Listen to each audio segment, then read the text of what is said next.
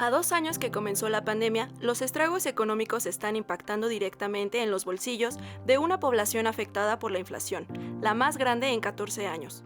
Además, agravada por el conflicto entre Rusia y Ucrania. En medio de una pandemia que aún no concluye y la incertidumbre de cuánto durará la guerra, la crisis actual es a nivel global, orientada a una recesión económica que se siente cada vez más cerca. En junio, la inflación en México se ubicó en 8.16%, los precios se dispararon y la situación de otros países no fue la excepción. El alza de precios en productos y servicios de la canasta básica desequilibraron la economía de los ciudadanos. ¿Es esto una recesión?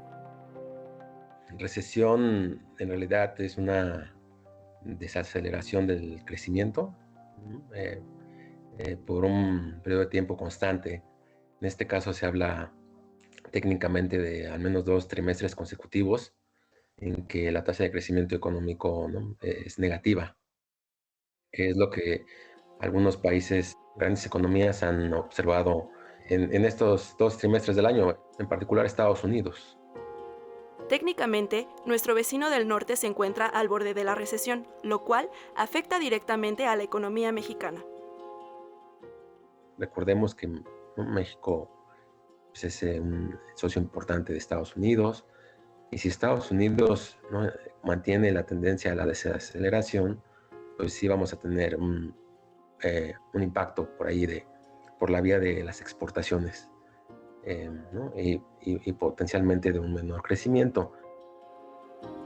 Pronosticar si una recesión económica global sucederá o no es difícil, ya que apenas ha pasado el primer trimestre con crecimiento negativo. A decir de los especialistas, de mantener este nulo crecimiento, la recesión será inevitable en los próximos meses. Tanto el titular del Banco Mundial, David Malpass, como también Georgieva Cristalina, la titular del Fondo Monetario Internacional, han advertido que estamos en una situación muy, muy delicada y que la economía mundial puede entrar en una recesión.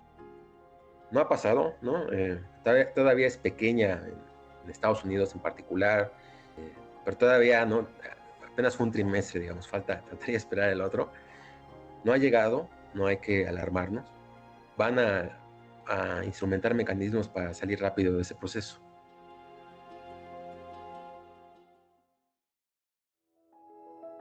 Inflación a la alza, aumento de precios y un poder adquisitivo menor son macroindicadores económicos alarmantes que señalan una posible recesión.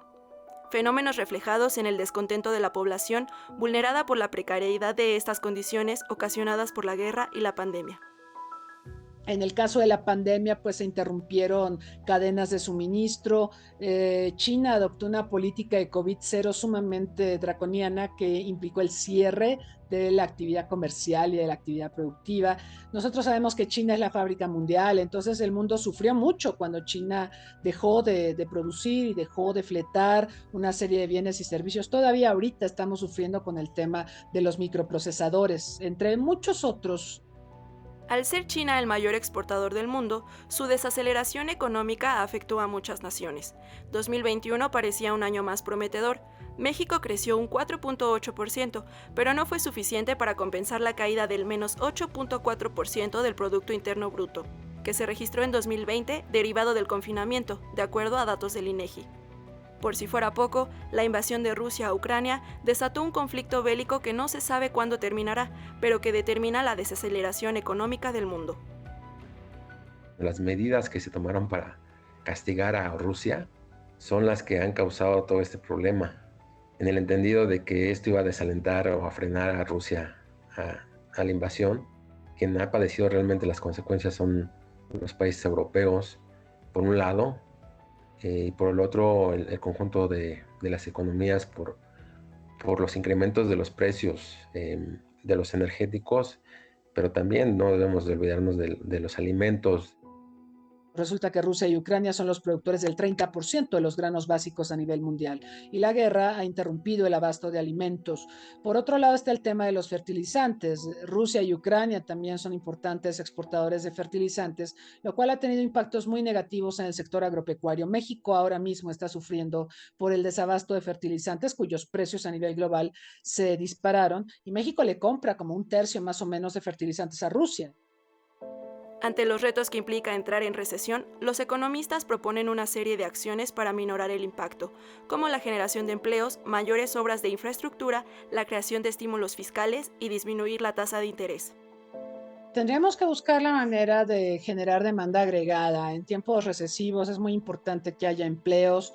Y un indicador muy importante es, por ejemplo, cómo se comporta el sector de la construcción. Cuando se paraliza el sector de la construcción, quiere decir que la crisis es muy severa. Para los ciudadanos, la recesión económica nos impone distintos retos. Estar mejor informados sobre la dinámica de la economía de nuestro país nos ayudará a saber qué hacer con nuestro dinero para no caer en pánico durante este tiempo de crisis.